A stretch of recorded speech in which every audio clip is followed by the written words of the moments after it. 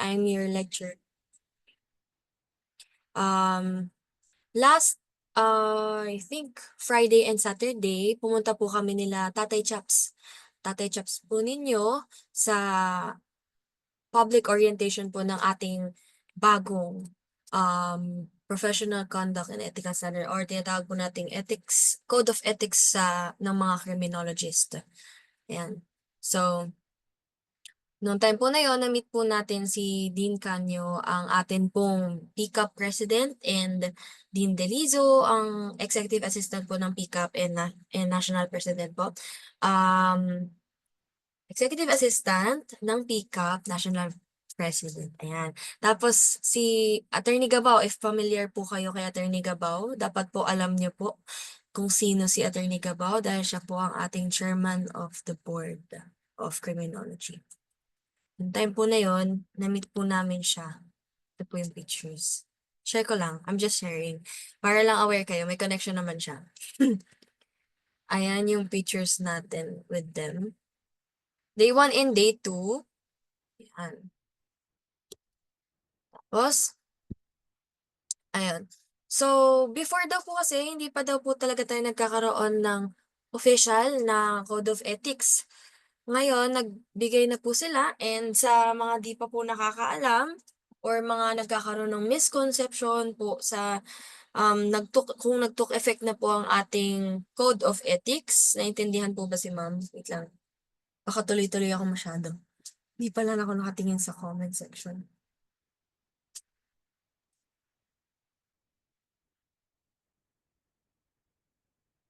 Ano daw po? Sagot ako naman po.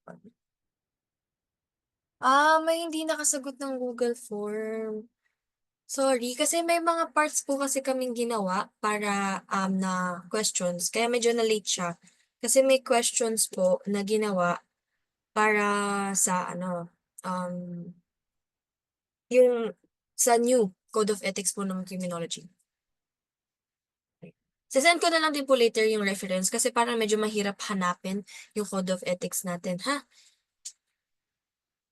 Ayan, may mga hindi po nakakaalam na nagtutok effect na po ang ating new Code of Ethics. Yan po. Baka po kasi may mga iba po kayong nakikita sa TikTok or what na nagsasabi po na hindi pa po nagtook effect yung ating Code of Ethics. Nagtook effect na po siya. If I'm not mistaken, nung January pa po siya, January 25 siya nagtook effect.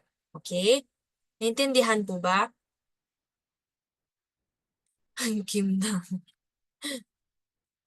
Okay. Mag-start na tayo. Ayan. It is the study and philosophy of human conduct emphasizing the determination of right and wrong or to basic principles of right actions. Anong sagot?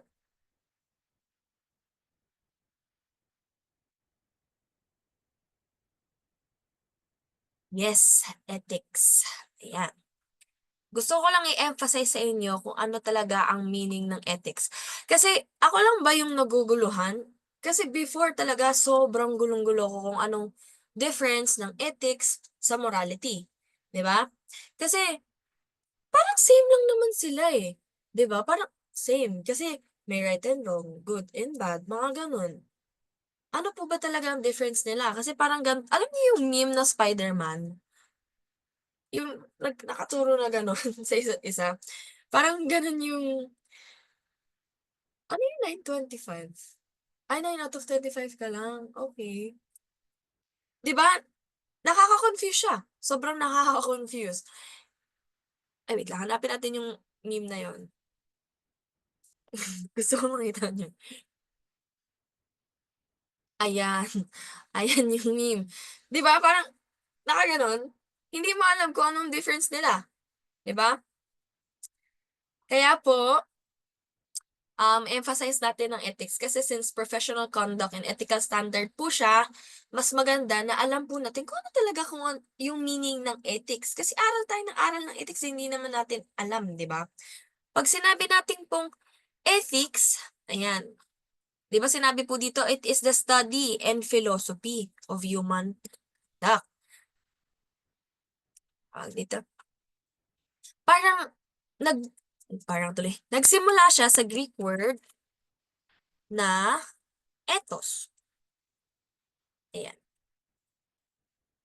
ethos, 'di ba?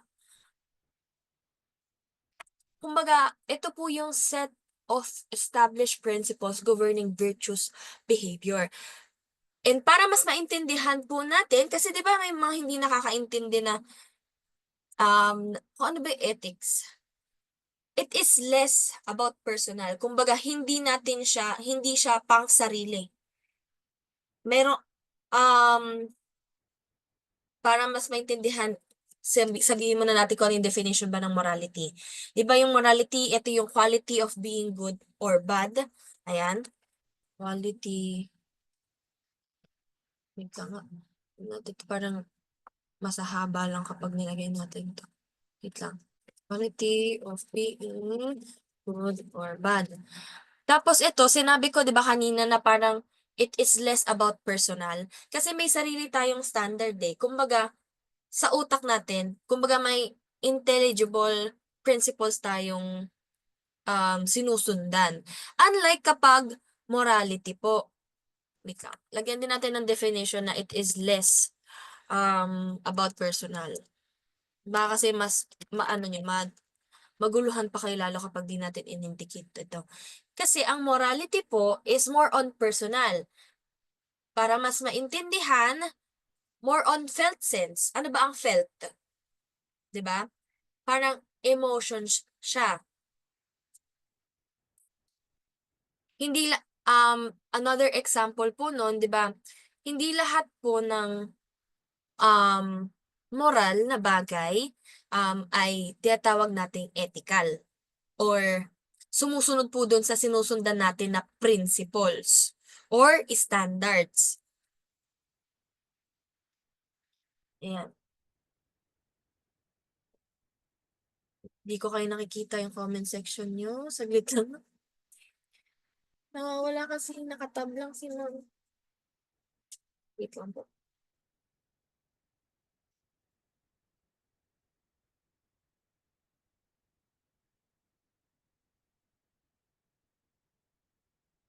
Yeah. Okay. Kita ko na kayo.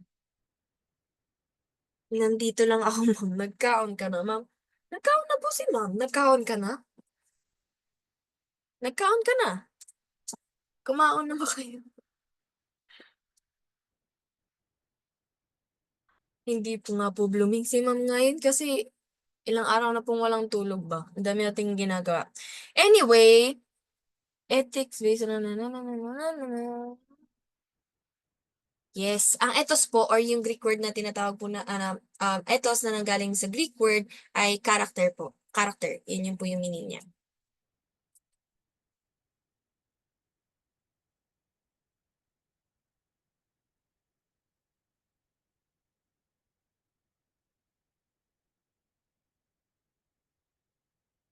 Uy, alam niyo ang pangit kapag nagsasabi kayo ng parang hindi maintindihan ba? Ethics pinag-aaralan natin guys ha. Mm. Okay, tuloy na po natin. Again, ang morality po ay more on felt sense. Ito po ay more on personal. Um, Parang may nag-example sa amin before na kapag daw um, nagmahal ka ng teacher, 'di ba? Pag nagmahal ka ng teacher sa isang institution, parang mali bang magmahal? Hindi naman 'di ba mali magmahal. Ang naging mali is um yung difference niyong dalawa. Kaya ang nangyayari po, nagiging unethical po siya kung tinatawag. Kasi po may mga ginagawa po ang ating mga institution or mga agencies or iba pa pong mga uy, hindi po Ayun, kasi 'di ba parang nano-normalize naman yung gano'n. Hindi naman talaga kasi maling magmahal. Um, ang nangyayari lang is nagiging unethical lang siya kung sino yung gumagawa. Ayun, nage-gets niyo ba? Basta more on standards, yung ethics, kumbaga, um, less about personal, yun nga sinabi ko sa inyo, ang morality naman more on personal. Eh, yung norms naman, tangina parang nakakagulo 'di ba, parang norms, values, ano na naman sila? Parang 'di ba parang same na naman sila? Hindi parang hindi mo maintindihan kasi kung ano ba talaga ang norms and values. Parang same ito, ethics and morality parang same, ang norms naman and values parang same na naman. Pero ang norms po, ito naman po yung, kung paano po tayo mag-act or ito rin po yung mga tinatawag nating unwritten rules. Hindi na siya kailangan isulat para masabi mo na ito dapat yung, um, gawin mo, ganyan. Unwritten rules or tinatawag po natin siya na, how how people should act, kung paano ka tapos ang values naman po ay yung, um, parang push, yung nagpu-push sa'yo kung paano ka mag-act, how wait lang, motivates, beliefs that motivates people, motivates a person, mamaya naman, act. So parang example natin, 'di ba? Sa British culture kapag napapansin niyo bang nagkakamay sila? Parang ang British culture kasi, ang iniisip po nila kapag kumakain po sila ng nakakamay is madumi. Kaya gumagamit sila ng knife, fork, and spoon, hindi po ba? Para ma-differentiate po natin, ang pagkain po ng nakakamay ay madumi. Yun po yung values. Kasi yun yung nagpu-push sa'yo na gumamit ng knife or fork, 'di ba? Um, dahil madumi nga yung pagkain, dahil madumi ito siya, dahil madumi, gagamit ako ng knife and fork, gano'n. Ang norms natin is yung paggamit ng knife and fork, okey? Totoo, medyo masyadong magulo kayo, magulo. Kita-kita ko kayo sa ano, comment section. Ayan, wait lang, ayaw gumana ng mouse.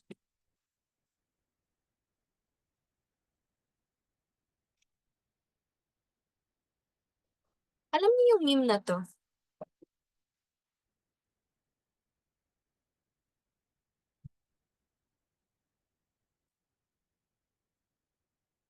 Yeah. Kasi minsan 'di ba, iba tayo sa loob ng bahay natin, pero iba rin tayo outside. Kasi nga, ito yung unwritten rules natin na dapat ganito tayo mag-act. And yung nagpu-push sa'tin 'no, na kailangan natin, um, mag-act ng gano'n is yung values natin. Hindi naman ako mahilig sa memes, actually super late nga ako sa mga memes, eh, and sa mga videos kasi alam niyo yung ano yun, sumakses? Yung sumakses na ano, o yung bigla akong sumakses, gano'n. Yung memes ba yun o video siya na nag-viral? Lag ba ako?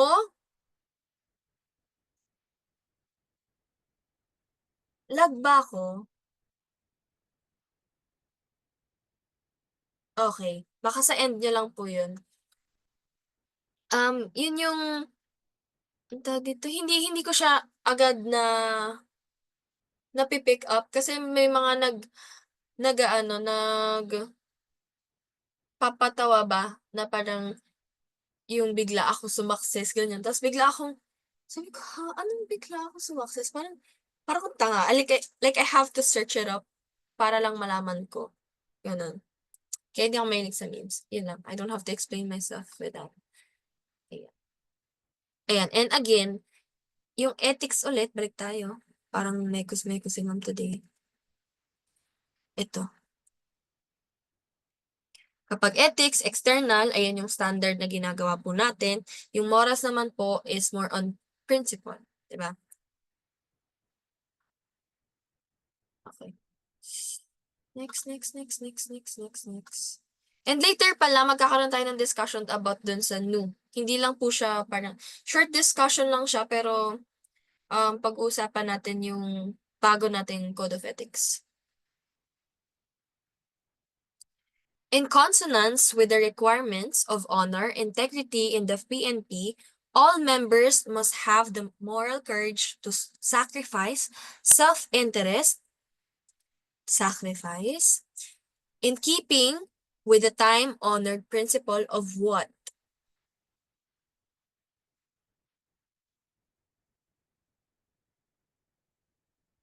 Of what? Okay, very good. Ang very good ng mga online today. Online ba kayo? Blended? Oh, online. Okay. Okay. So, ano naman po yung police lifestyle? Yung police lifestyle, ito yung sinasabi natin na yung mga PNP members daw po ay kailangan mamuhay ng simple at may dignidad, yung malayo sa corruption and exploitations, ganyan. Yung camaraderie naman, napakadali niya lang sabihin, teamwork. Yun. Kumbaga, ito yung nagbabind sa atin para mag-improve yung teamwork po natin. Dapat alam po natin yan kasi nung intern pa lang tayo, ganun na, di ba? Um, the finding spirit that enhances teamwork. Or pwede rin natin sabihin na ito yung deep commitment and concern to others. Ay, concern to others. Ayan. Okay, next tayo. PNP members shall respect and protect human dignity and man's inalienable rights to life, liberty, and property.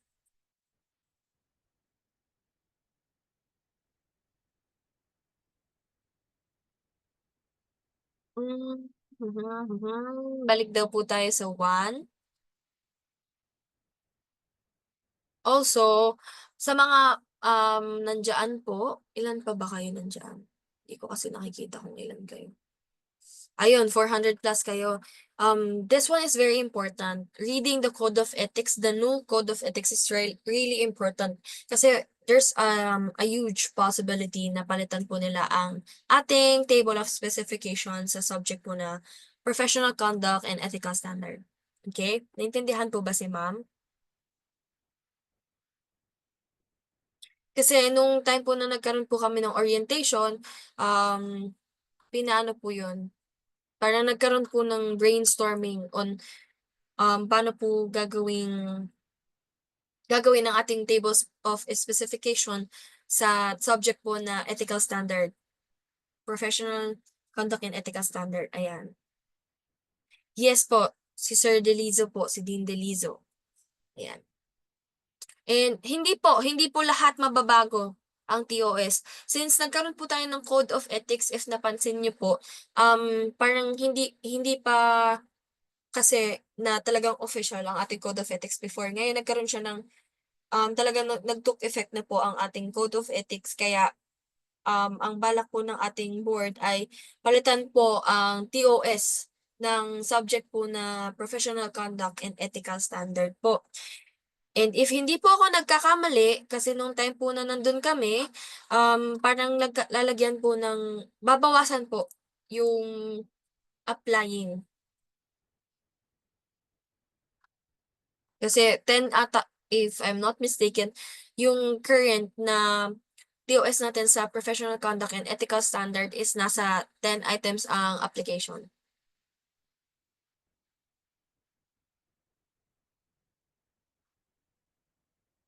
Ano po? Ano pong sagot niyo sa number 3? Ayan.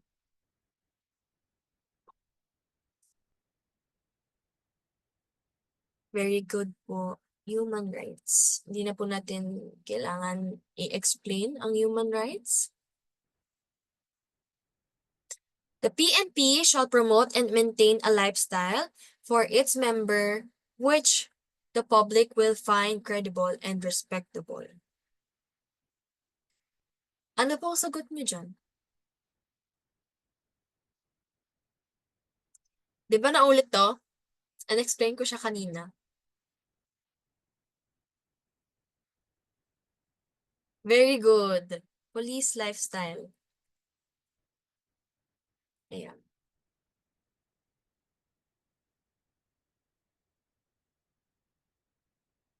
Number na natin.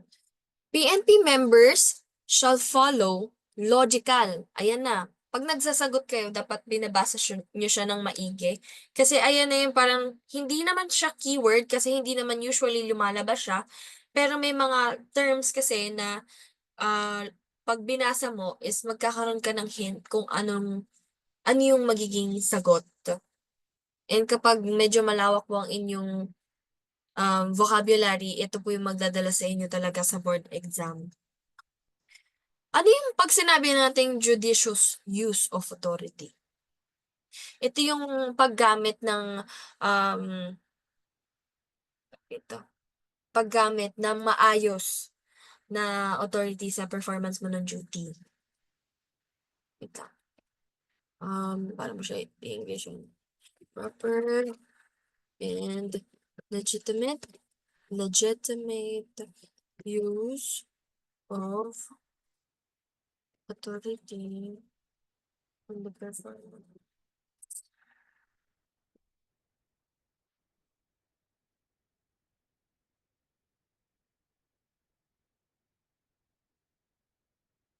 And so anong sagot natin dito?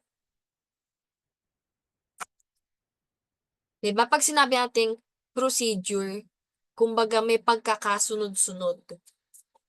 Pag sinabing procedure, may pagkakasunod-sunod. Kaya, orderliness po ang ating sagot. Ayan. Paano pag sinabing humility? Kasi before parang nakaka-confuse kung ano yung humility. 'Di ba? Eh, yung parang pagiging humble.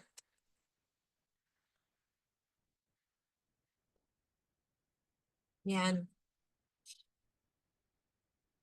Okay, next number na po. Anong jackhammer? Saan nagmula yung jackhammer mo? Anong ginagawa mo? Okay. PNP members shall perform their duties with dedication, thoroughness, efficiency, enthusiasm, determination, and manifest concern for public welfare, and shall refrain from engaging in any activity which shall be in conflict with their duties as public servants. Ano po ang sagot? Ano? Ay, hindi ka ba nakakasunod? Pasensya ka na.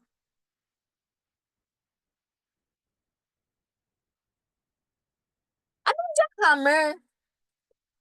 Like, I need to know. Anong jackhammer yan? Yes, devotion sa ating duty. Ayan. Ano ang command responsibility? Di ba? Ano din siya eh. Lumalabas din to sa, okay. Lumalabas din siya sa ating Leia, di ba?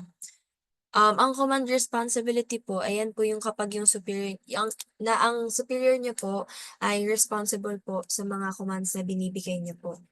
'Di ba? May different types din ng responsibility ang mga um, superiors.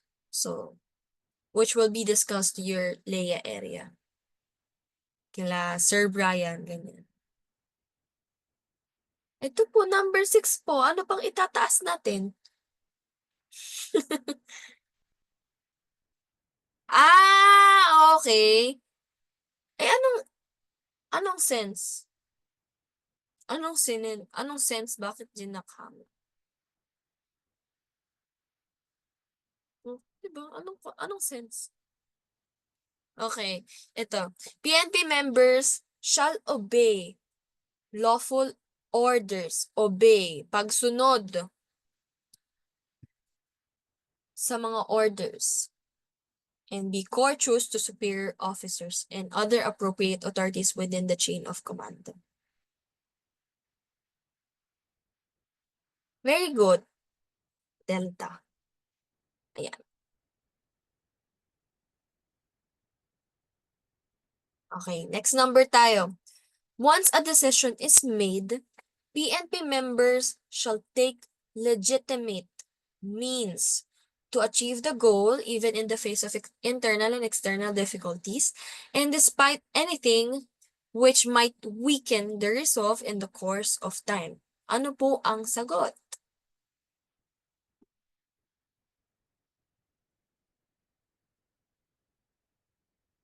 Very good.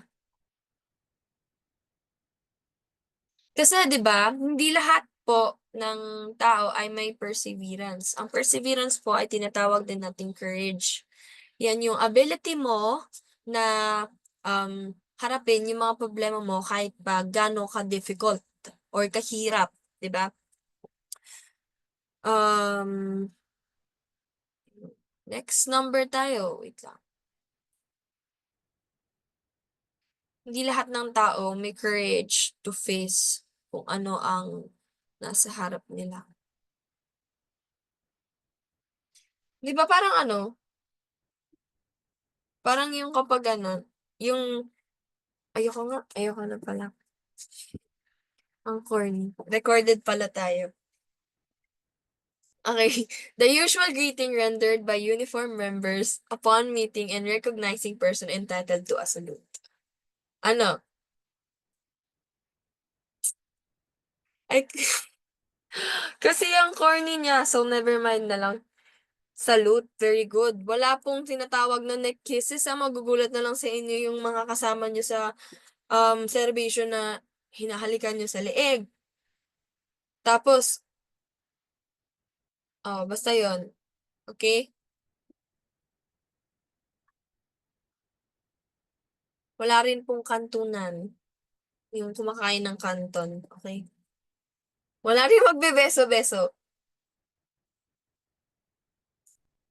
Naiirita ka na diyan, bakit? Masarap kaya magkantunan. Masarap kumain sa kanton, ng kanton, 'di ba? Bakit? Totoo naman. Anyways, moving on. Ito po, i-discuss po ni ma'am kung ano po ang PD-88. Explain po natin. Pero before that, um, yan, i-discuss muna natin kung ang ating four cardinal. Kasi parang nalaktawan ko ata dito yung important na part. Wait lang nga, dito na lang sa baba para medyo may space.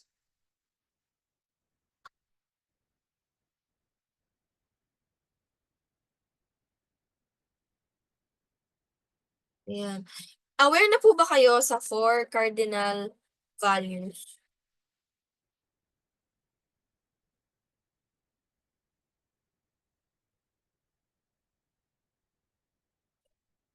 Hindi po ako bisaya.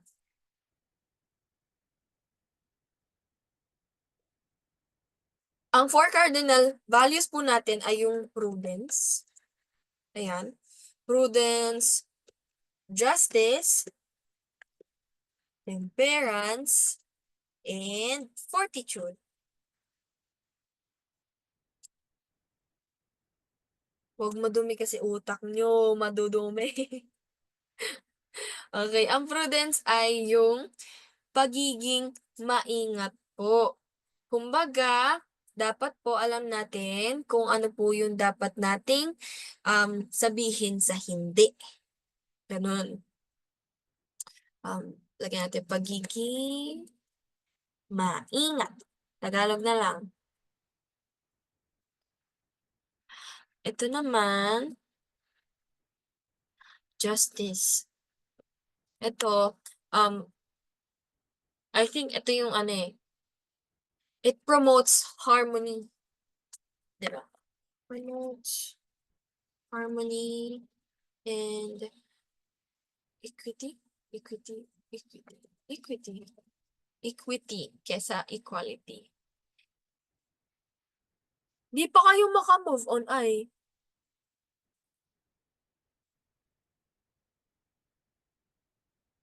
Yes po. Sesend po ito.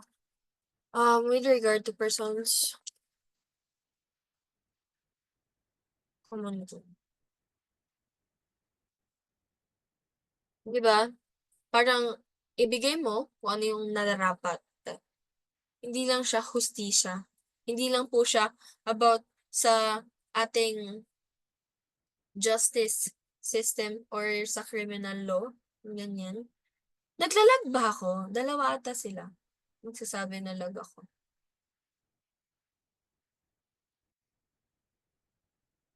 Oh, hindi naman pala eh. Ayun. Yung temperance is self-control. Yeah, yung um tawag dito,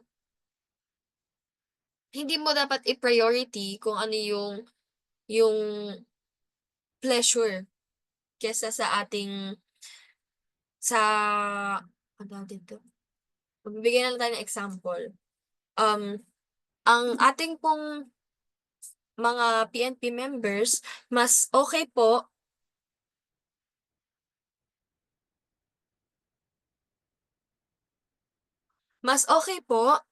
na i-discuss natin yan. Nadi-distract ako sa ano niyo, sa messages niyo.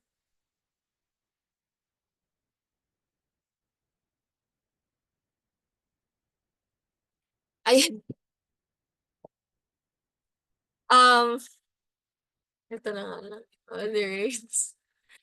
The attraction. Tama ba spelling ko? Attraction of pleasures and balance.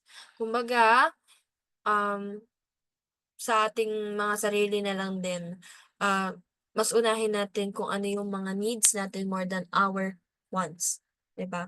And when it comes naman po sa serbisyo, hindi po, porket ano siya, okay or parang andiyan yung chance, hindi mo dapat i-take yung i-take advantage yung opportunity dahil lang nasa harap mo na, gano'n. Especially kung wrong siya, kung mali.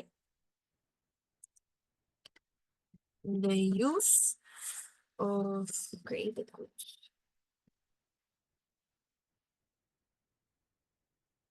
Kumbaga yung desires mo dapat nakalimit lang siya, hindi nagtutok-control sa'yo yung mga desires na meron ka.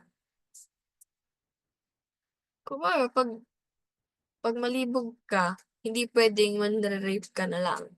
Dapat may self-control ka.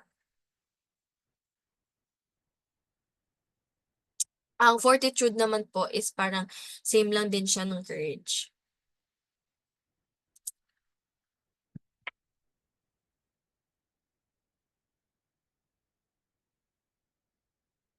Ayan, next na lang tayo. 'Di ba salute ito, next na 'yan.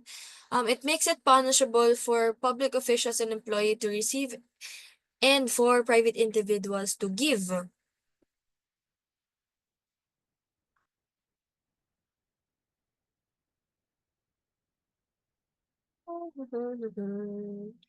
Charlie, Alpha, Charlie, okay. Okay. Ang tamang sagot po natin ay yung PD 46. Ayan po. Kapag hindi niyo alam, 'pag may nagsagot ng PD 6975, Huwag ka na mag-board. Huwag ka na mag-board. Kasi, dapat 'di ba alam na natin 'to kasi ito po yung basic sa atin nung, um, basic sa atin nung first year pa lang tayo tapos hindi mo alam. Eh, di 'wag ka na mag-board. Balik ka na lang sa college. Ano, ah, ang PD 6730 naman po, ito po yung Code of Conduct. Ayan, sinusunod din natin siya, 'di ba? Yung ethical standards for public officials and employees. Siyempre dapat kailangan din natin siyang sundan. Ang PD 88 actually, mema ko lang 'yan, pero meron talaga niyan. Pero ito yung pag-impose ng tax sa mga sigarilyo, sa sigarilyo, sa cigars or cigarettes, ayan. So, there's nothing to do, hindi naman feeling ko hindi naman talaga lalabas ng board 'yan, okey? So, dito tayo sa number 11. Parang ano naman 'to, application. Greeting elders with mano. Pagmamano, ano po 'yun? Tama, norms. Pero ano ang values natin? Bakit ano ang nagpu-push sa atin? Kasi 'di ba, sabi ko sa inyo parang interconnected sila minsan. Ang values 'yun yung nagmo-motivate sa'yo to act that way. Bakit? Kasi tama po, respect. Sino na 'yun?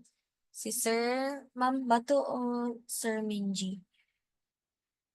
Basta 'yun, Ma'am or Sir Minji, I don't know. Ayun. Ang nagpu-push natin is respect. Kasi ang nasa utak po natin, ang sinasabi po sa atin, and ang nakasanayan po natin is magbigay po tayo ng respeto sa mga sir, okay. Sir Minji, okay. Ang ganda kasi ng name mo, pang girly. Ganyan. Hindi ko pa po alam kung magtuturo ako ng face to face kasi po kanina actually may nakakita sa'kin sa Chops kasi dun ako natulog kanina. Kasi kakauwi lang namin kahapon dahil nga dun sa orientation. Hindi ko sure kung magtuturo ako ng face to face since medyo busy rin po ako sa aking work, ayan. And feeling ko po marami pa akong need matutunan kila Sir Chops. Okay. Ang values po natin, yan nga po ulit, ulitin ko lang po, ang nagpu-push natin is dapat po respetuhin natin yung mga nakakatanda sa atin, 'di ba? Kaya po sinasabi po natin na magmano po, 'di ba? Pero sa ibang bansa po ba yun po yung kinalakihan nila? 'Di ba? Parang magugulat sila siguro kapag nag-bless tayo bigla sa kanila, 'yan. Okay, number 12. Professor or teacher dating or being in a relationship with a student. Anong sagot? Very good, unethical.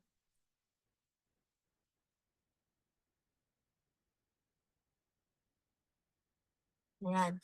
Okay, ito yung sinasabi ko sa inyo na bago, nasa ating new code of ethics. Pero before that, switch lang tayo sa aking tablet kasi dito natin titignan yung code of ethics.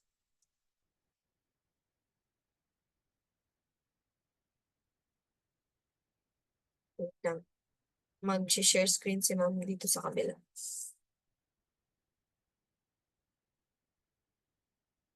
Ayan.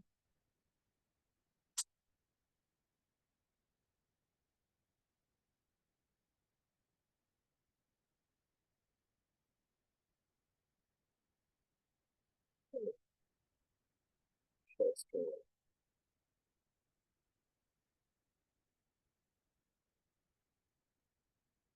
Ayan. Nakikita po ba ng maigi?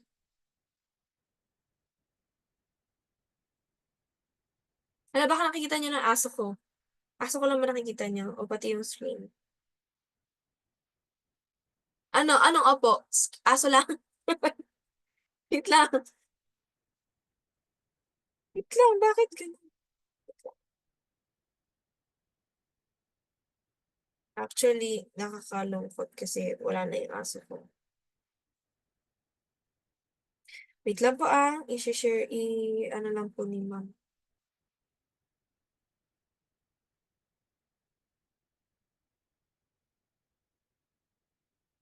Ay, hindi po napapalitan ng aso basta-basta.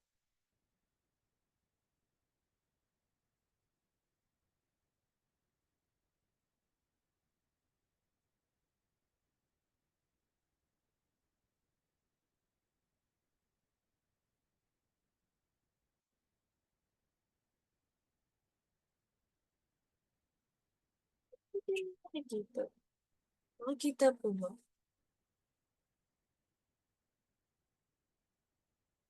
Hindi talaga siya nakikita. What the heck?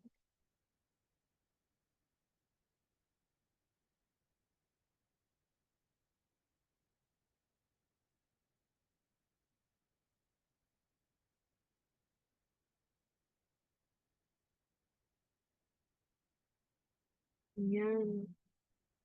Kaso hindi siya masusulatan ni ma'am. Masusulatan ko ba? Ay, masusulatan ko naman. Ayun, masusulatan siya.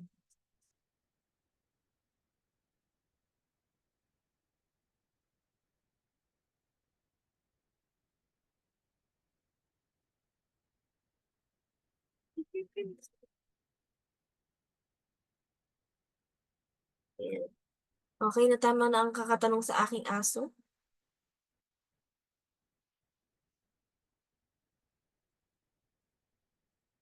Wait lang.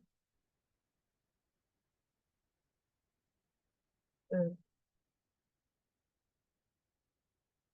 Okay na ba? Nakikita po ng maigi?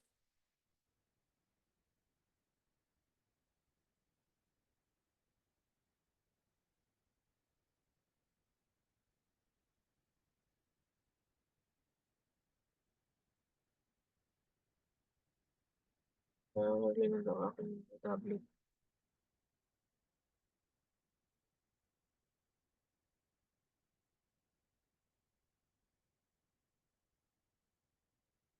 Yan.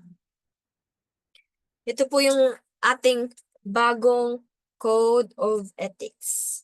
Ayan, nasuzoom ba? Nasuzoom na.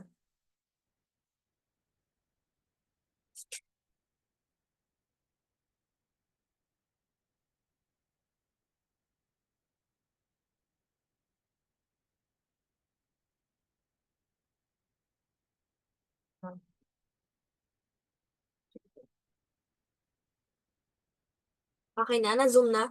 Kita po ng maayos ha.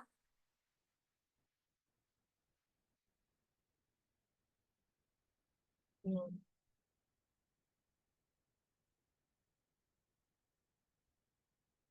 Okay. Pag sinabi po nating Code of Ethics, ito po yung mga set of standards na kailangan po nating sundin. Kailangan na po. Iisa ko. Para siya naglalag.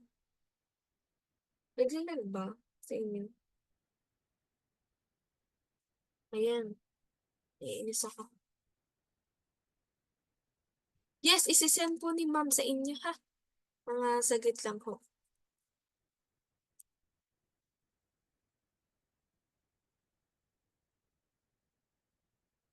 Ayan. Meron na pong na-send pero wala po, yung medyo malabo po kasi ang ating PDF if I'm not mistaken. Yes, sinend po ni Tatay Noli.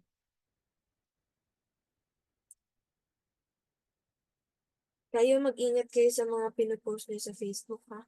And matatalakay po natin yan. Okay.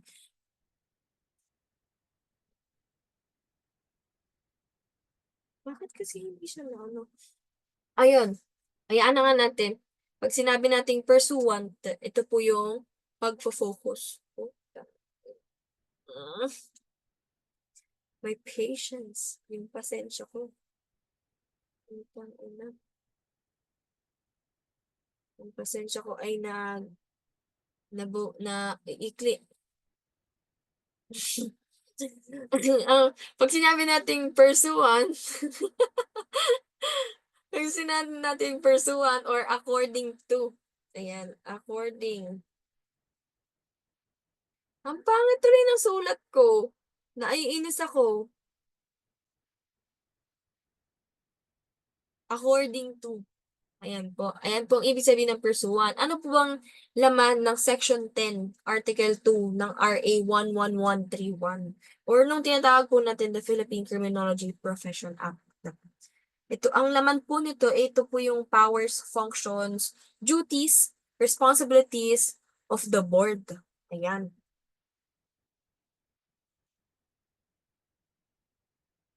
Ako ay naiinis.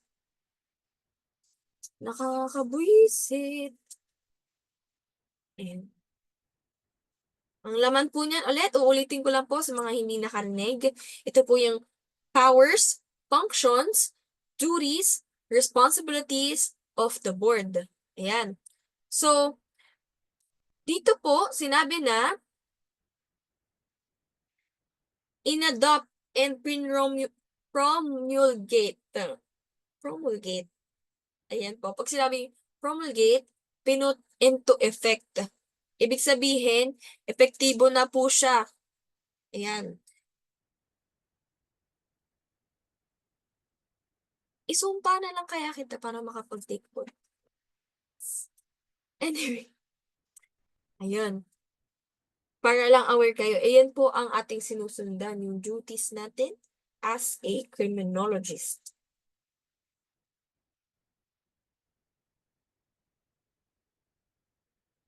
Pag may, ano, teka nga. Oh, di ba sabi na eh, may mali talaga eh.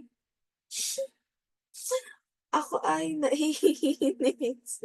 Sige, ano na lang muna tayo. 5 minutes break. 5 minutes break muna. Wait lang. Kasi kasuhin ko lang to. Naiinis ako. Tinan mo. O, biglang umandar na ganyan. Umandar na ganon. Nakakaloka. Balik po kayo ng 9:45 ha. Sige lang, 5 minutes lang naman. Dito lang ako. Kumain mo. Ano, mag-snack-snack muna kayo. Ano lang ako, magtutry ako na magtutry ng.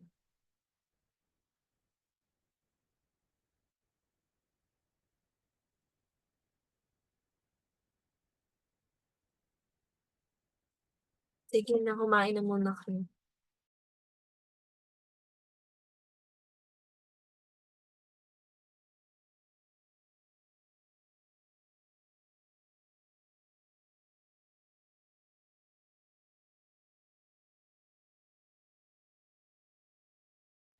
Hindi lowbat ang pen ko. Ano, hindi siya rechargeable. Hindi rechargeable ang aking pen.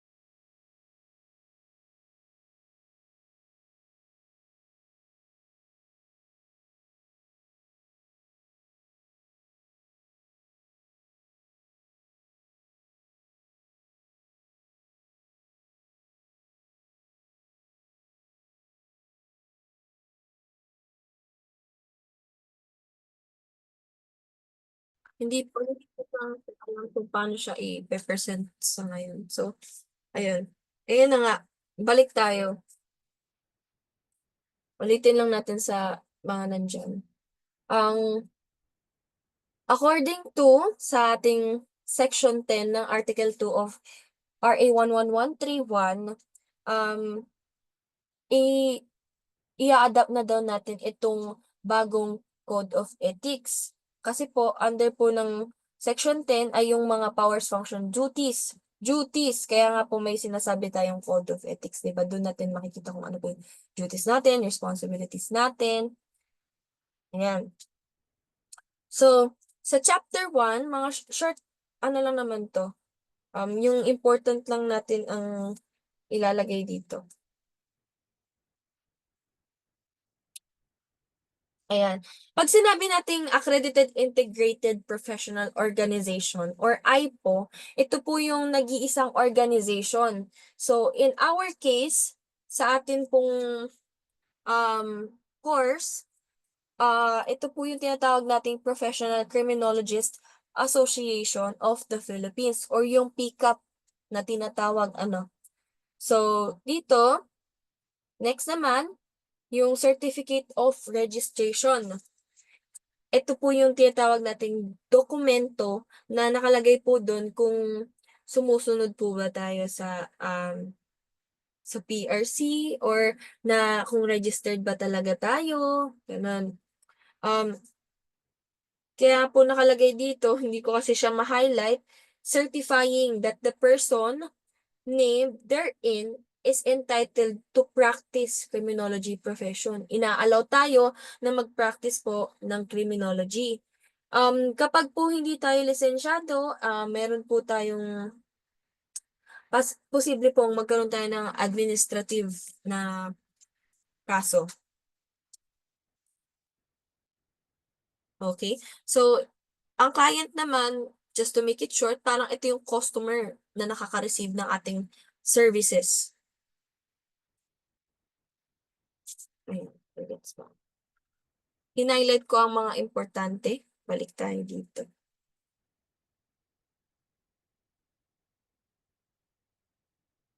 Kaso na. Mhm, mhm. Ayan. Ito po, yung sinasabi natin na registered criminologist, meron po siyang valid na certificate of registration and updated na professional identification card. So, ibig sabihin po, hindi niyo pwedeng tawagin na RCRIM yung sarili niyo kung wala pa naman po kayong valid na COR tsaka ID. Yung iba po, nakapasa lang po ng board exam ay nagsasabi na po agad na RCRIM na. Mali po yun. Hindi pa po kayo RCRIM agad. Ano po yun? Kailangan niyo pa po munang mag-take ng inyong oath. Ayun. Ito naman, kasi marami ditong, di ba, nako-confuse. Marami tayong nako-confuse dito. Ano nga ba yung sinasabi natin na foreign reciprocity, 'di ba? Ang foreign reciprocity po is yung bansa po na iyon ay ina-allow din po tayo na mag-practice ng profession natin sa bansa nila. Iti-take natin yung licensure examination po nila if meron man po, or yung ibang yung mga banyaga po or yung mga foreigners po is magte-take ng exam dito and ipa-practice po nila yung criminology dito sa bansa natin. However, hindi pa po kasi wala pa po tayong bansa na may foreign reciprocity sa atin. Yun po kasi yung question ko before nung ako po ay nagre-review. Meron na bang bansa na merong foreign reciprocity po sa atin? Yun. So, as of now po, wala pa po and if I'm not mistaken, nilalakad na po nila yung dito po sa Asian countries po para po malawak po ang network ng ating mga criminologist. So far, naiintindihan po ba?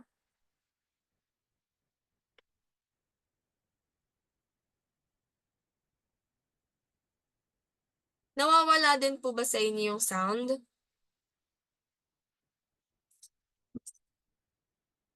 Hindi po. Okay. So, ayun, ang binibigay kapag may tinatawag tayong foreign reciprocity dun sa mga foreigners na pupunta po sa bansa natin ay yung temporary and or special permit, temporary or special permit. Ito po yung privilege. Kaya po privilege, hindi po siya nabibigay sa lahat. It refers to the privilege granted to criminologists from other countries as amended in Section 30 of the Implementing Rules and Regulations of RA 11131. Ayan. An-emphasize po kasi yan ni Attorney Gabao na as of now, wala pa po tayong foreign reciprocity. Mm. Ang certificate of good hmm, yes po. Ang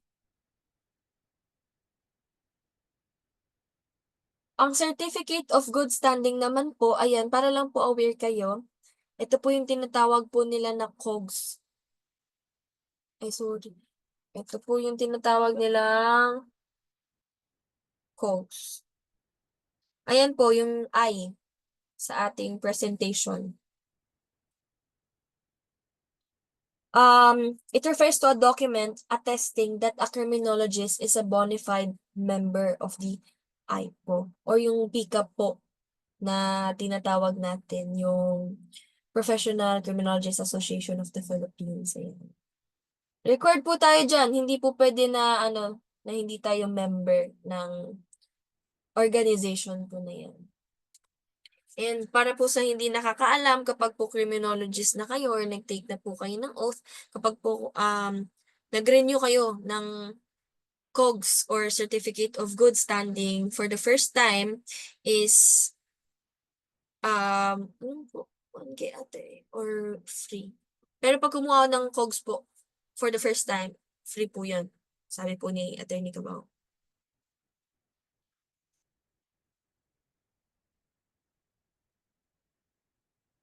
Hindi po, hindi po ano po siya, para po kasi siyang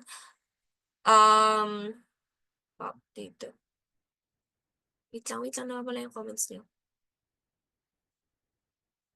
Yes, naka-PDF siya, ise-send ko later sa inyo. Ayan. Yung ano kasi, yung Certificate of Good Standing, hindi naman po siya yung dito nga po nakalagay, 'di ba? Attesting that the criminologist is a member. Ibig sabihin po is member po kayo ng ating PCAP ba? Ng ating pong organization. Ayan. So, pag magre-renew po kayo ng license, required po na magkaroon ng COGS.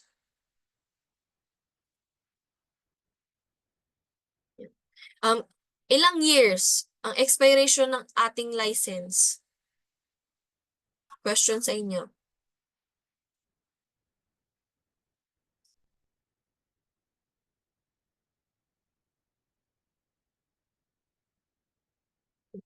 May question.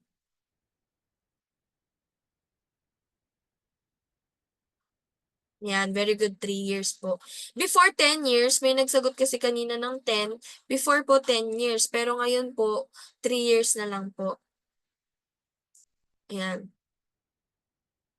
Okay, dito tayo sa um ay, kumulo. Ito po kasi ang in-emphasize po ng ating nung kami po ay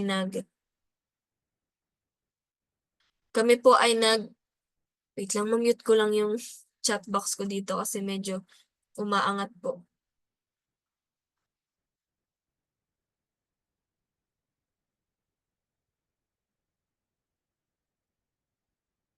Yan, ito po ang finokusan ng ating nung pong kaming nag-orientation. Siyempre, mas kailangan po nating malaman ito.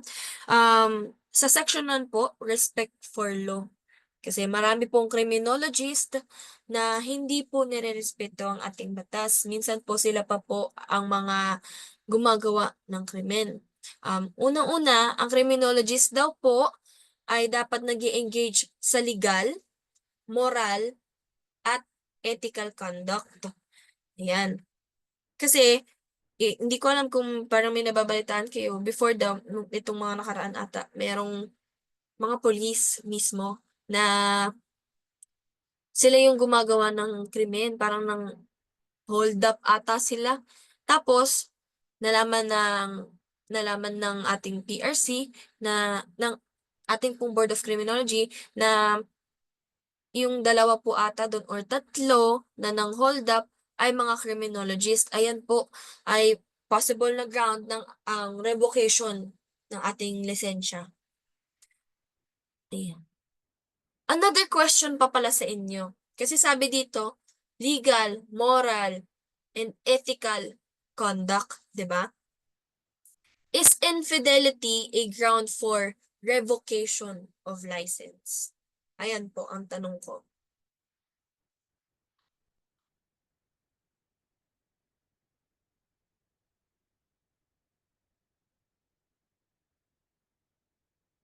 Wait lang po, sasagutan po natin 'yan.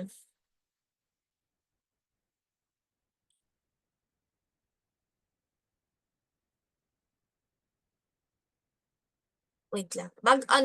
Magtanong kayo maya-maya kasi kumpletuhin muna natin itong Code of Ethics. Discuss muna natin. Yes, 'di ba? May mga iba kasi na iniisip na um, yung infidelity is something personal, 'di ba?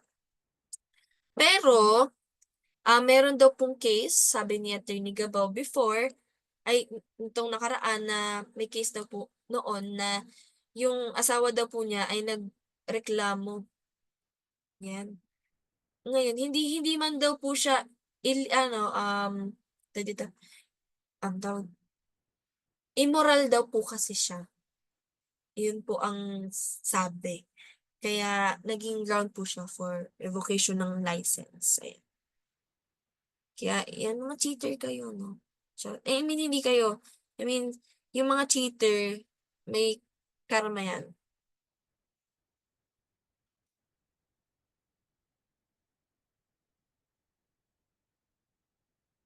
Okay, next. Yan. Pag sinabi nating criminologist, dapat daw po sumusunod tayo sa ating batas. Ang criminologist din daw po ay dapat marespeto at pumoprotekta sa mga human rights. Kasi minsan po, may mga criminologist na nagkalisensya lang po, sila naman po yung nagsisimula na mang-alipusta. Ganyan. Yes, yung mayabang na. Yes po, may sariling code of ethics ang iba't ibang mga kurso. Okay? Section 2, Public Service and Social Responsibility. Dito, wala na wala. Tama. Ayan. 2.2.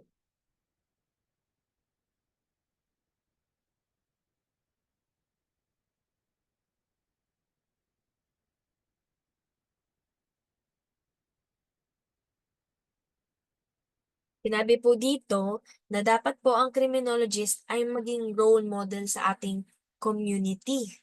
'Di ba?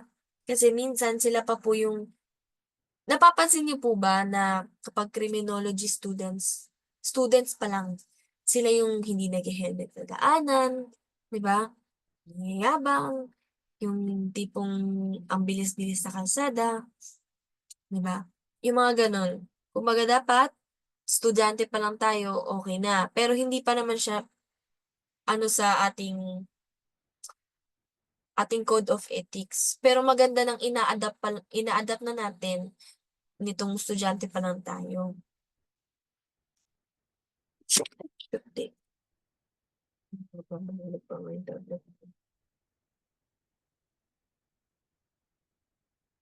Ayan. Dito 'di ba sinabi dito na a criminologist shall acknowledge one's responsibility and strive to contribute to the well-being of the people. Yun 'di ba parang may mga ano tayo dito, may mga tawag dito, yung atin pong association is merong ginagawa na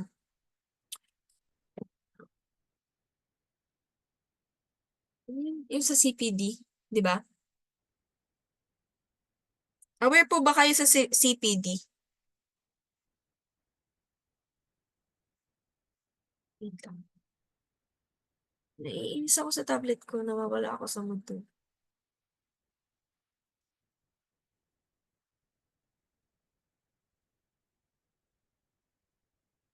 Aware po ba kayo sa CPD?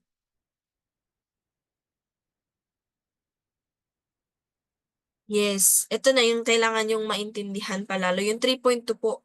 Ang mga criminologist daw po ay dapat po iwasan natin na magkaroon ng misrepresentation po ng ating professional qualification.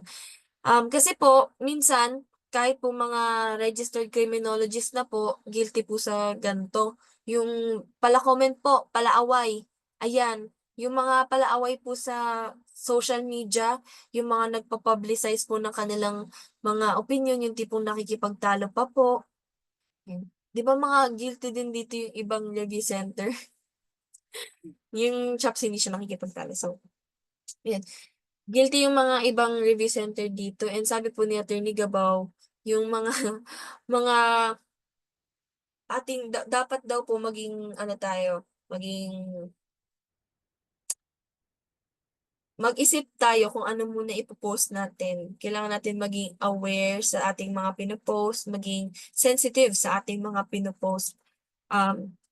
Kasi dapat po tayo po ay nag-iingat kasi 'di ba ang ginawa ng isang criminologist, nalaman lang nilang criminologist ang gumawa ng isang bagay na masama, nangyayari yung buong association po natin yung nadadamay. Ano po?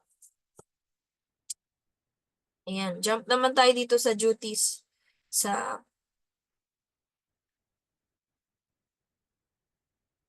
gano'n. I-note niyo po ito, 'tong part na 'to, yung 1.1, 1.4, and 1.5. Ayan. Yung mga nagpapanggap po na nagpa-practice ng ating, na sila daw po ay criminologist, ayan po. Dito po sa Code of Ethics natin, hindi naman po directly sinasabi na you have to to report it. Pero it's one of our duties na i-report po yung mga ganyang bagay, especially kung madudumihan po yung ating organization or ating association po. Yes po, sinabi po kasi sa'min ni Attorney Gabao nung nag-orientation po kami diyaan na itong Code of Ethics daw po is possible na lumabas sa inyong board exam, sa darating na board exam po this August. Kasi ang sabi pa nga niya nun, meron pa kayong ilang buwan para ipa marami pa daw kayong buwan para aralin ang Code of Ethics natin. Sabi niya March, April, May, June, July. Meron pa kayong 5 months, 'di ba? So, it's possible po na lumabas po ang ating Code of Ethics sa board exam niyo po.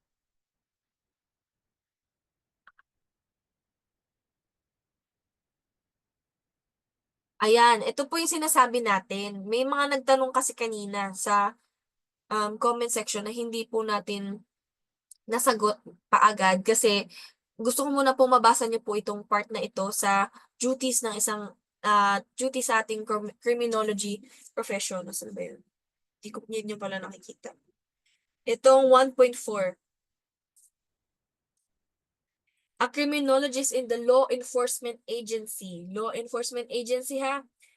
Shall abide by the universally accepted code of ethics for law enforcement officials. Ayan. In-indicate siya dito na dapat sumusunod kayo, mga soon-to-be law enforcement officers or members ng ating law enforcement agencies na dapat daw po sumunod tayo sa kanilang mga sa kanilang code of ethics, 'di ba? Ano daw?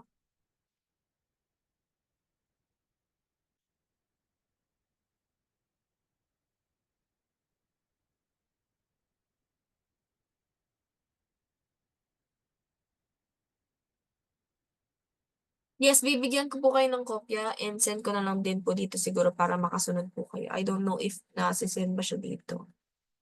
Nakakapag-send ba dito?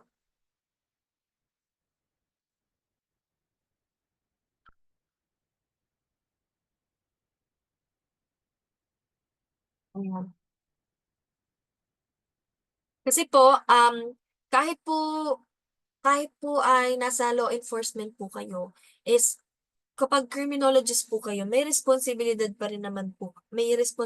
din po kayo sa ating association. Hindi po porket pulis lang kayo dun is yun na po yun, 'di ba? Ang ating pong Board of Criminology ay mayroon po silang, kakayanan na mag-investigate din po sa ganiyang mga, instances, mga ganiyang pangyayari.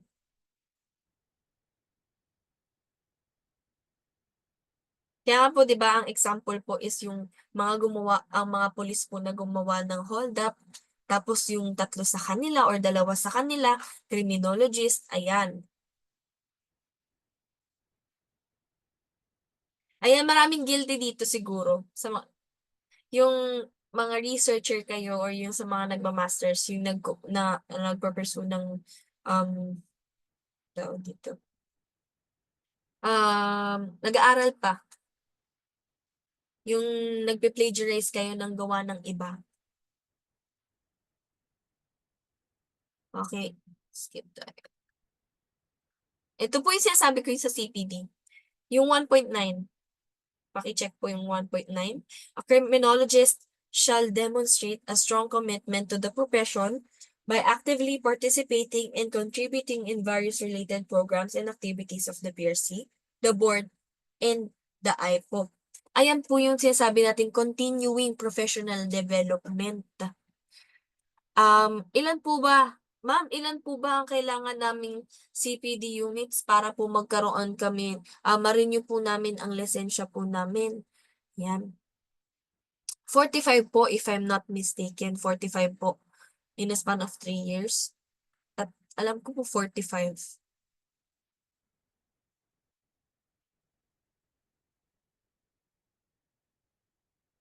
Yan. Jump na ulit tayo sa ibang parts.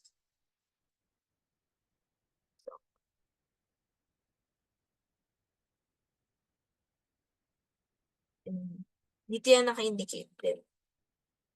Sa section 3, lifelong learning. And yung maganda po na uma-attend po kayo sa mga seminars, ganyan, orientations. Kasi if I'm not mistaken, 45 po. And just to be, for us to be sure, sige, ano natin, i-search natin. Um, I stand to be corrected if I'm wrong, okay? Search natin.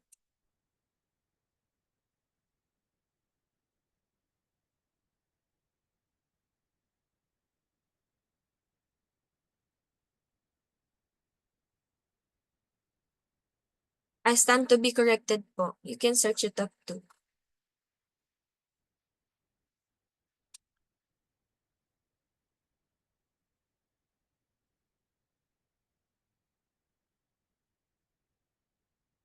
Ayan po, ito po.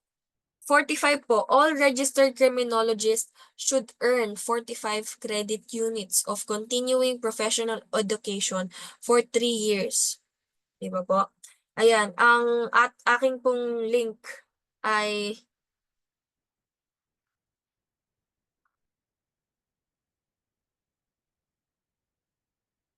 ang aking pong link na sinundan ay ito pong Board Resolution number 19, e-library po, judiciary.gov.ph. Hindi ko alam, nakikita niyo ba maigi? Yan po, 45 po.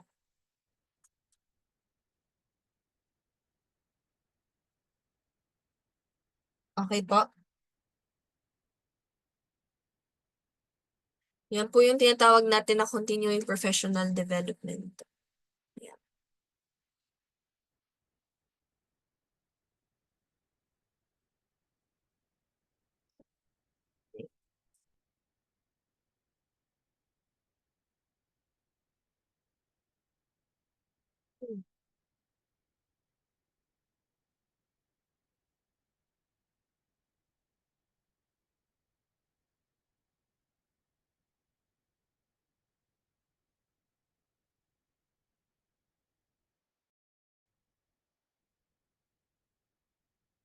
Actually, some of this are some of these are very self-explanatory. Itong mga 'to, wait lang, baka may hindi kayo alam na terms, gano'n. Ayun, kapag po kasi na-suspend din po pala kayo, kailangan niyo pong i-surrender ang inyong COR or Certificate of Registration and ang inyong, lisensya. Kasi dun lang daw po mag-i-start yung bilang ng kung ilang months, years kayong suspended kapag nai-surrender niyo na po yun.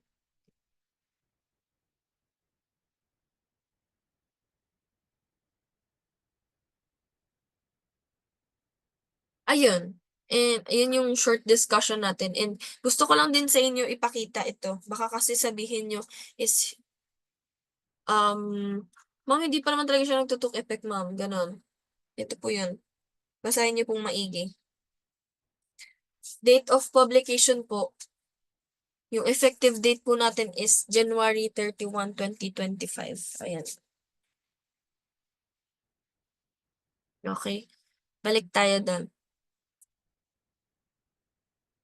Sige lang, oh my God.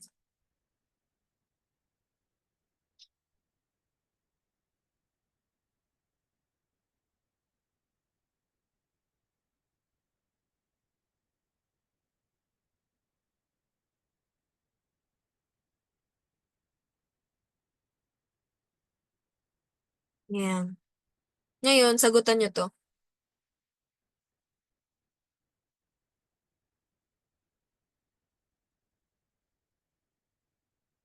Ayan po, number 13, start na ulit tayo. Any activity or undertaking rendered by a criminologist as defined in the scope of practice under RA number 11131.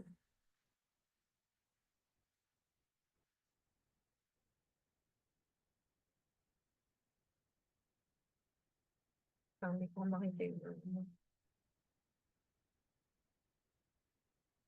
Ayan, very good. Kasi ang sabi dito activity, 'di ba? Ano ba ang IPO? Organization. Ano itong client? Tao. Hmm, ayan. Number 14. No, wala. Naglalag. Wait lang, naglalag ako.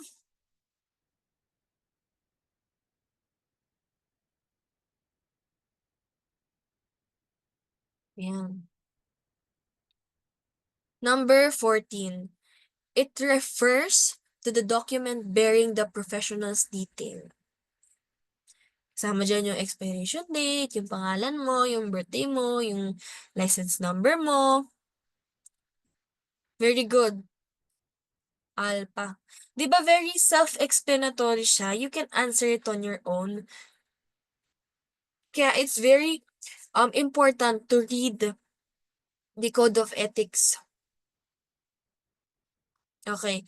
Number 15 na.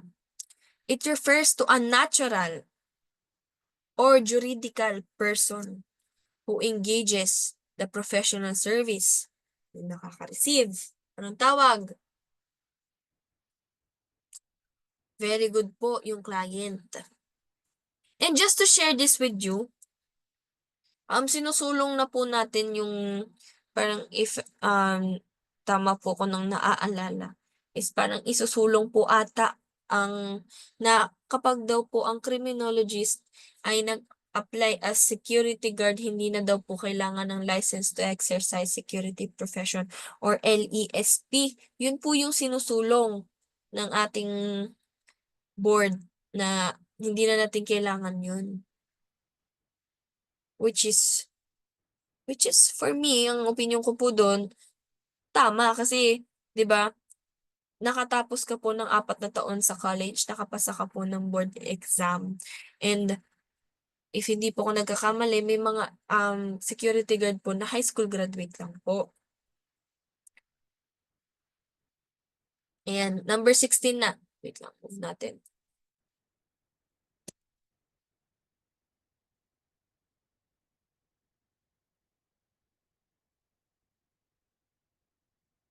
16. It refers to any improper act committed by a criminologist in the practice of his or her profession or the failure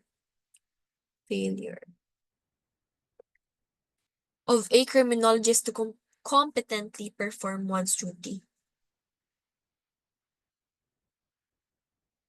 Hindi kasi improper. Hindi kasi improper.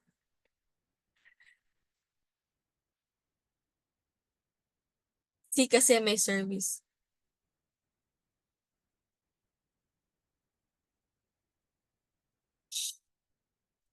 Okay, ang answer po natin dito ay malpractice. Nakalagay nga po dito, 'di ba? Failure to competently perform one's duty. Hindi mo nagawa yung duty mo. And alam niyo na po ba yung sinasabi natin na yung parang may iba diyan nagsasabi na meron daw tayong 8 pillars, 'di ba? If nakita niyo na yung post ng CHOPS, ayan po ay galing po sa aming, orientation. Pinersend po sa amin ni Sir Delizo. And, according to, um, an attorney po, hindi po talaga nabago ang ating pillars or criminal justice system. Ito po yung interaction ng mga stakeholders po. So, sa board exam hindi po ang ia-apply pa rin po natin ang ating pong, um, dun po sa board exam natin ay yung luma pa rin, yung luma tuloy, yung 5 pillars pa rin or yung nakasanayan pa rin po. Kasi ito po ay interaction lang naman po ng ating stakeholders. Naiintindihan po ba? Also, gusto ko lang din ilagay dito, 'tong part na ito. Actually, hindi ko kasi siya ma-type kasi hindi ko siya mahanap. Pero nasa ano 'to, wait lang. Andito yun sa aming ano, yung Rules and Procedures on Administrative Investigations of Professionals by the PRC and Administrative Function. Isama lang din natin ito, ano, itong part na ito. Hindi ko siya mahanap sa ano, baka malabo sa inyo, pero puwede na po ang conciliation and mediation. Kung may utang lang naman po, puwede po kayong makipag-compromise kung may utang lang naman po, simple misconduct lang naman po. Pero kapag po nag-fall siya sa mga ito, sa 1, 2, 3, and 4, ayan po ay hindi na po puwedeng sa conciliation and mediation.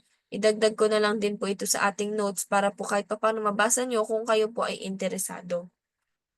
May isa pa po 'yan.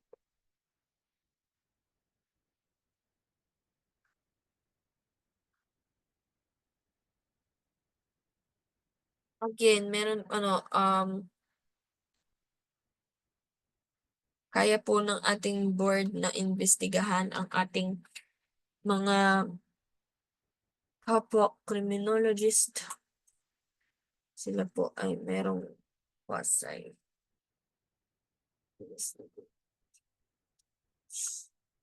Yan, okay na ba? Nakikita ba ng maigi o malabo sa inyo yung presentation?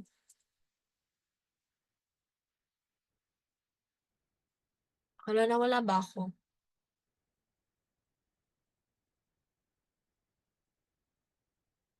Okay.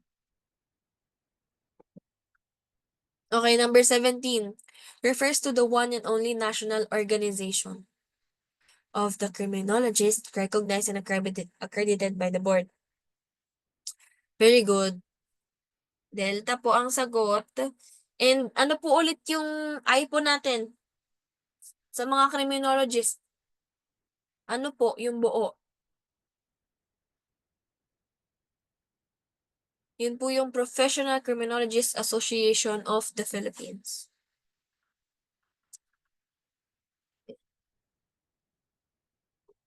Okay. It refers to the yan, privilege granted to criminologists from other countries as mentioned in Section 30 of the Implementing Rules and Regulations of RA 11131. Ano pa ang answer? Wait lang, ayaw mag-ano pa ba natin?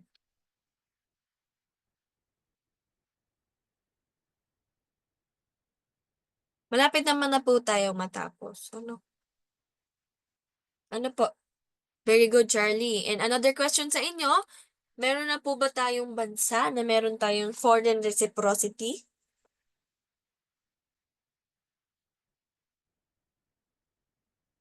Meron na po ba? Very good, wala pa po. As of now, wala pa. Okay, number 19 tayo. A criminologist must uphold the tenets. Pag sinabi nating tenets, ano?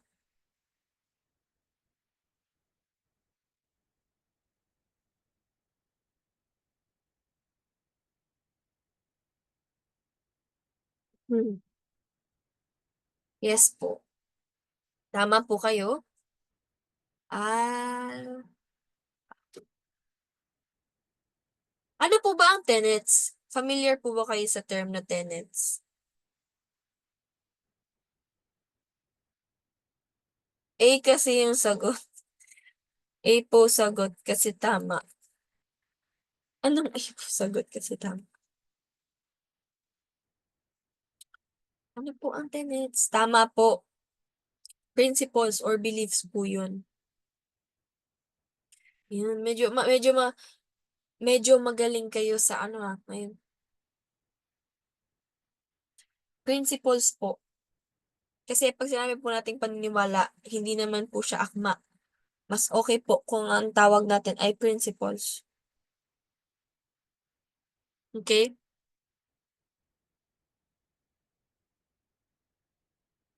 Okay, next na tayo, number 20. It refers to a document attesting that a criminologist is a bona fide member of the AIPO or ng PCAP. COGS. Very good. Alalahanin po natin kung ano po ang stand niyan ha, kung ano po ang meaning ng COGS.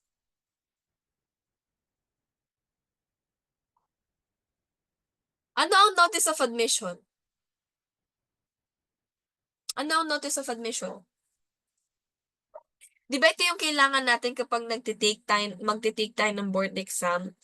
Yan. Ingatan nyo ang NOA nyo. Kasi kapag nawala ang NOA nyo, hindi po kayo ano tawag dito? Hinahanap daw po iyan. Importante daw po iyan. Kaya hanggang ngayon nakatabi ang NOA ko. Number 21.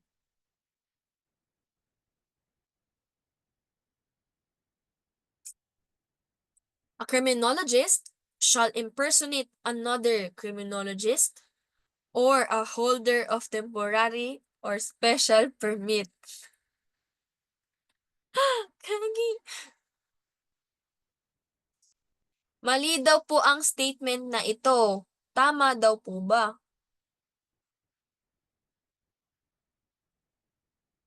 Mali ang statement na to, tama po ba? Very good. Ano yan? Ang galing-galing niyo. Ayan, very good kayo dun. Nakalagay po yan sa 2.10 ng ating Code of Ethics. Ayan. Okay, malapit na tayo matapos, guys.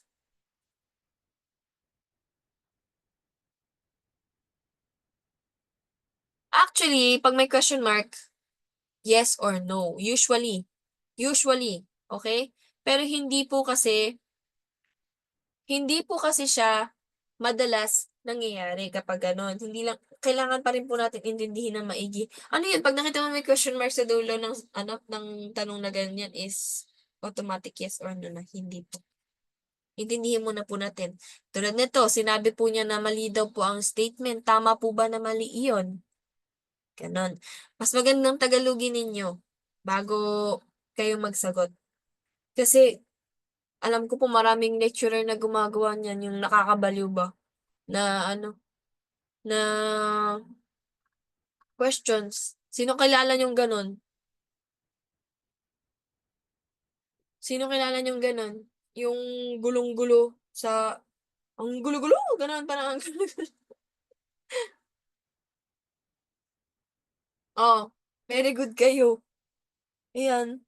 Naging lecturer ko rin po kasi si Sir Anton sa ano, evidence na Q&A sa criminal procedure, ganyan. Ay, nakaka-stress, promise. Okay. Next, anong number na tayo? 21 na po. Okay. Ah, tapos na pala ang 21. 22 na pala tayo. Criminologist shall uphold the Philippine Constitution, obey the laws of the land, and promote respect for law and legal process. Ayan na, may term na sinabi dito. Promote for promote respect for law and legal process. Hindi yung kayo pa yung nagiging, hindi yung mga criminologist pa yung nagiging lawbreaker. Number 23. Malapit na po matapos si ma'am. A criminologist shall at all times uphold public interest over and above personal interest.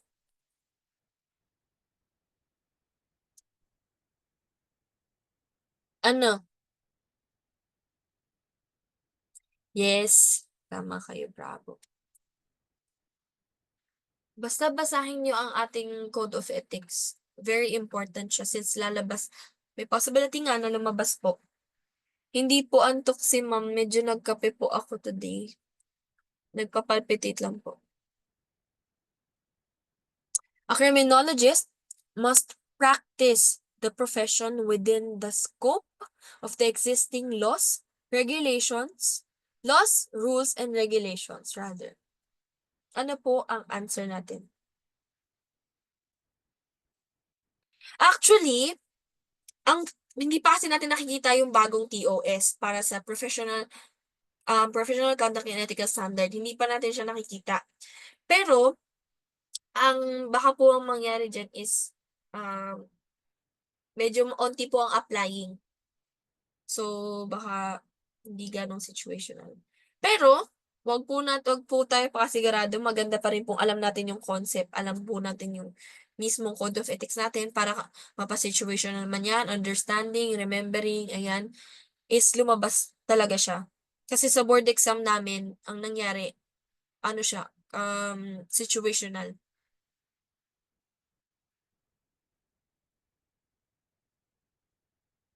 Naging ano po siya, situational. Kaya, medyo marami pong lilito. Ayan, number 24. A criminologist must practice the profession within the scope of the existing laws, rules, and regulations. Ano ulit sagot dyan?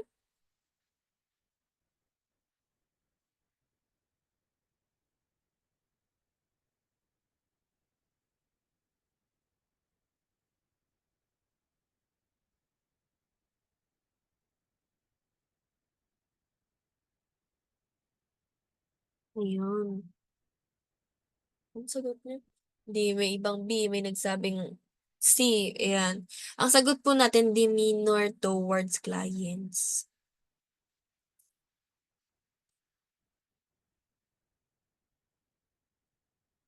Ano? Okay? Okay pa kayo? Okay pa ba?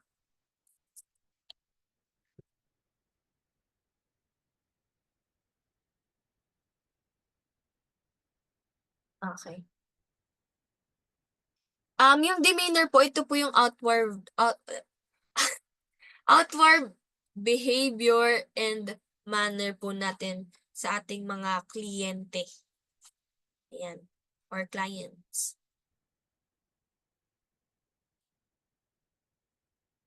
Number 25 na tayo. Malapit. Ayan na, isa na lang. Tapos na. Anong sagot? A criminologist must perform professional duties with utmost competence. Competence. Yung sinabi na competence dito.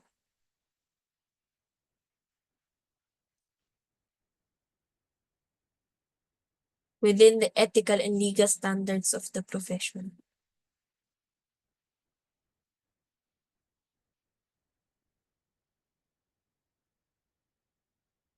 C, may ibang nagsabi ng C, may ibang nagsabi ng Delta. Ayan. Ito po ay professionalism sa practice. Ayan. Kasi ang tinutukoy natin dito is yung utmost competence. 'Di ba? Kaya naging professionalism siya. Kasi hindi po lahat is natatawag na professional. 'Di ba ho? Jackhammer kayo ng jackhammer. Ayun. Yun po ang end ng ating discussion. Any questions po? Wait lang, hindi ko makita yung comment section. Kaya patingin-tingin ako.